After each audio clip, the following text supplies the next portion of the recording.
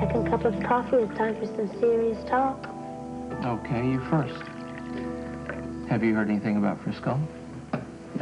No word since I left Washington.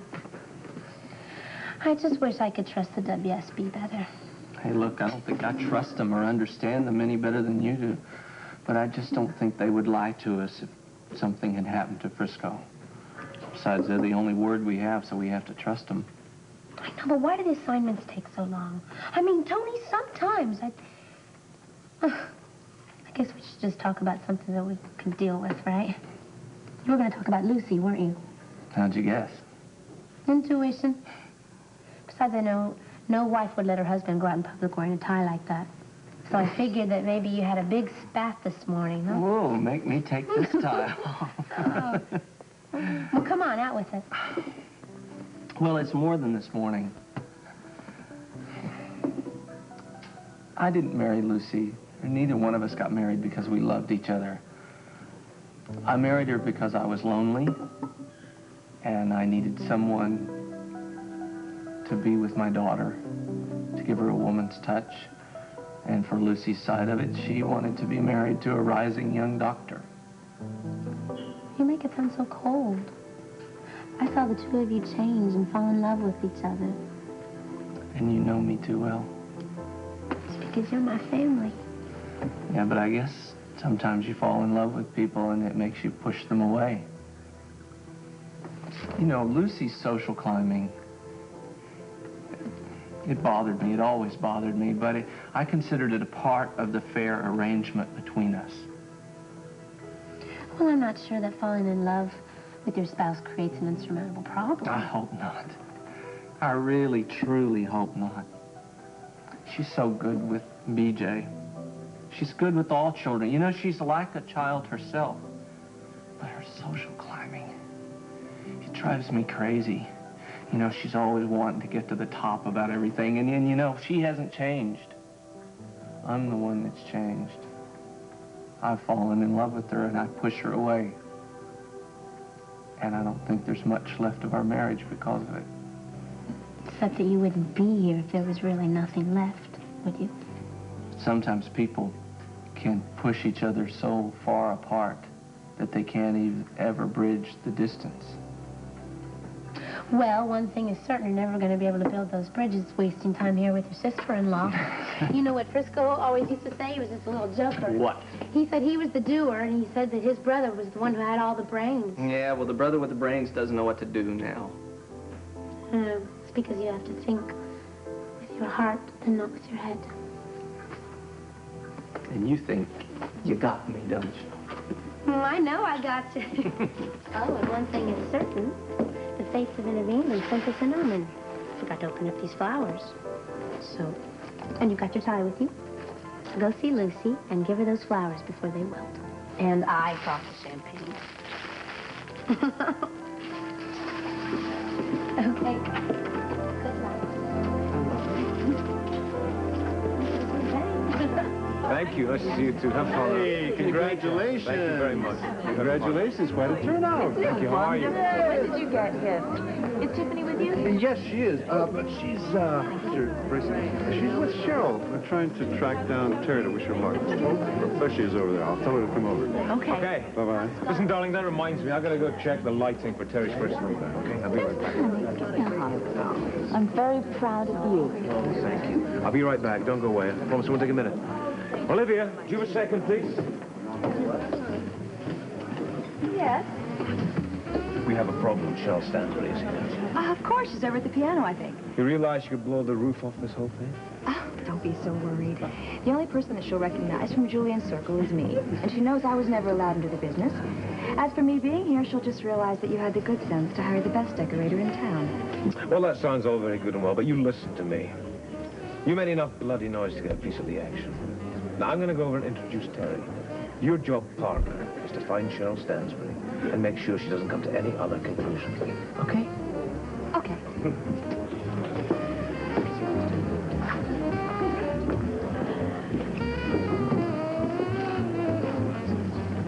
Cheryl, what a small world. Honey, is something wrong? Oh no, I'm sorry. fat man at the bar. Wasn't he at Julian's memorial? And seeing you here, it just brought back a lot of the pain. Oh, really? No, I don't think I know him at all. Oh, you really are trembling. It must just be New York bringing back a lot of memories for you. Why don't you sit down here? There you go. Is that better? Yeah. My knees just went weak for a second. Such a shock. Well, lucky we got you seated in a hurry. Swooning is definitely déclassé in a feminist world. So whatever brings you to New York? Well, Robert Scorpio invited me to this opening.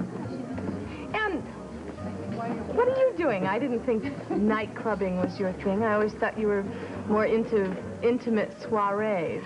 I am the club's decorator. Really? Yes. And the answer to your question is yes. It did cost him a fortune. So tell me, is Commissioner Scorpio here? Well, as a matter of fact, no. He got an emergency call from New Jersey or something. He did promise to be here before the evening was out, though.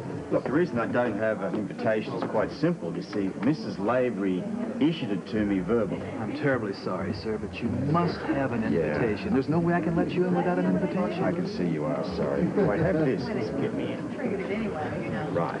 I tell you what. As long as you've got nothing else better to do, why don't you find your boss and tell him that Mr. Scorpio is waiting to see him in his office. Thank you.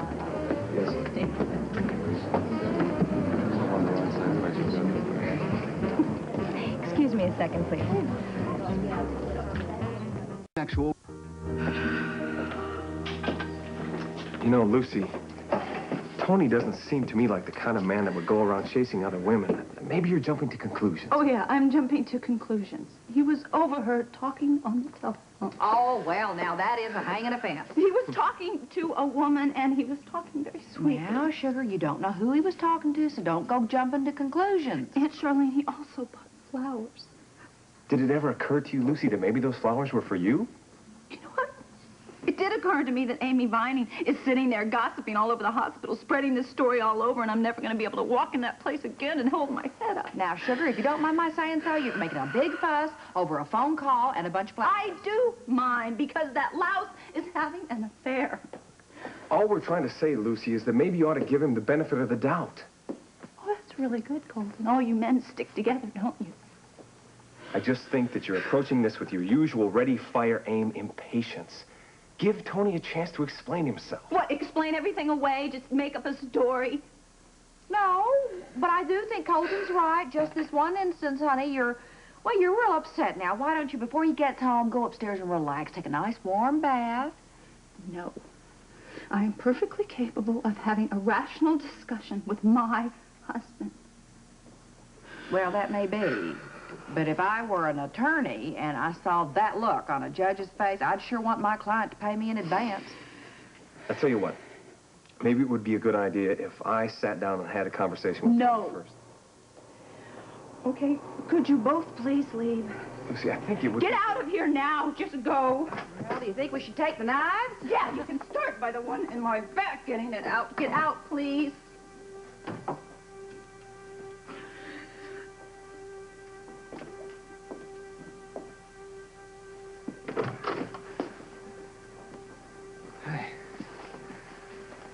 I was afraid you'd be asleep.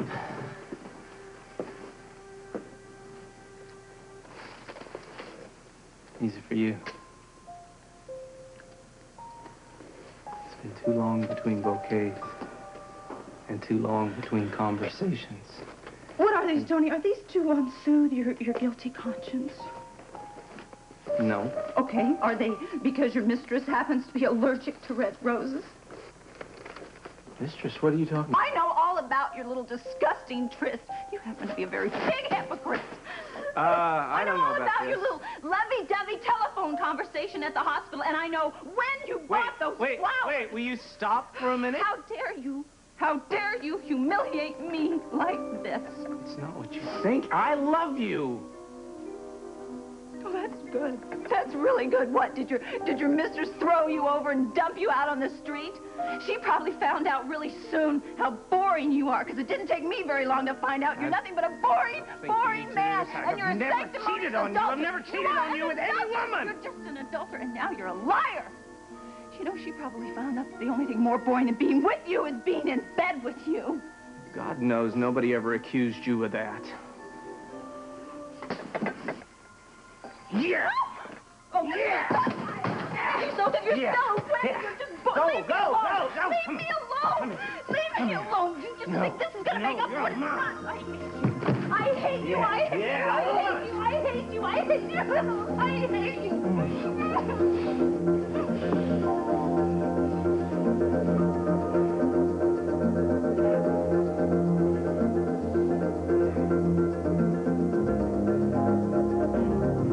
Seen all the movie stars with their fancy cars and their limousines. Been high in the Rockies under the evergreens. But I know what I'm needing.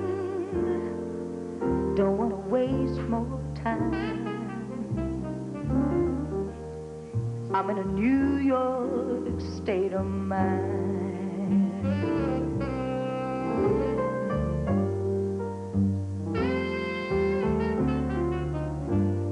It was so easy living day by day,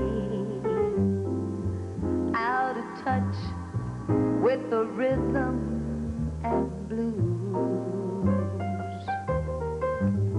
But now I need a little give and take.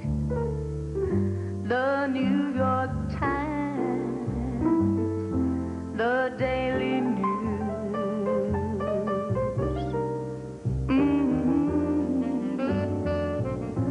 comes down to reality, and it's fine with me, 'cause I let it slide. Don't care if it's Chinatown or Riverside. Don't have any reason, left them all behind. I'm in a New York state of mind.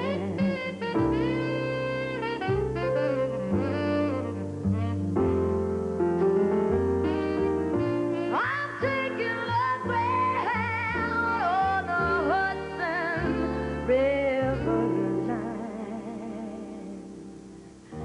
'cause I'm in a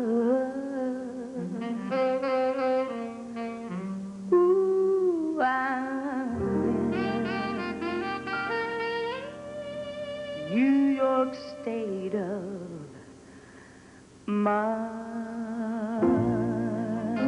What do you mean, Mrs. Taylor? You get this and you get this straight. You find Victor and you tell him to call me at Duke's immediately. All right.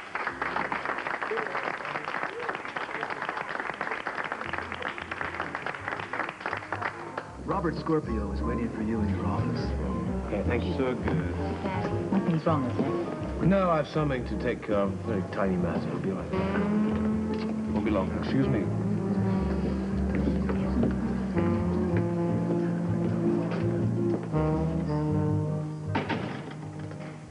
This isn't Port Charles, Mr. Scorpio. Muscling your way into a man's office is not considered police work here. It's downright rude. Just wanted to be sociable. You're out of your jurisdiction. Well, you listen to that. I mean, I just called in here for a nice, quiet chat. Wanted to compliment you privately, of course, on fixing up the old greenies.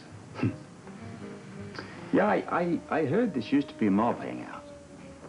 Must be the ghosts of a lot of dirtbags hanging about here. Yes, that's possible. Now, you have business to discuss. If you'll excuse me, this is a particularly busy night. Thank you. There is one thing. Well, I've no doubt you'll explain that to me. What is it? When do you think you might be back in Port Charles? Not that it's any of your business, but tomorrow. I don't suppose you could drop by the office for a few minutes, could you? Now, is that an official invitation? Just want to repay the hospitality. Why don't we rejoin the ladies?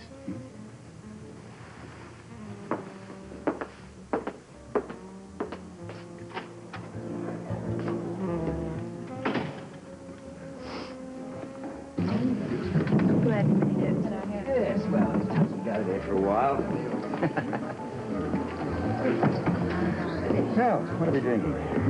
Well? Interesting. Would you care to dance something? Yes, I'd love to. Something green in a glass, huh?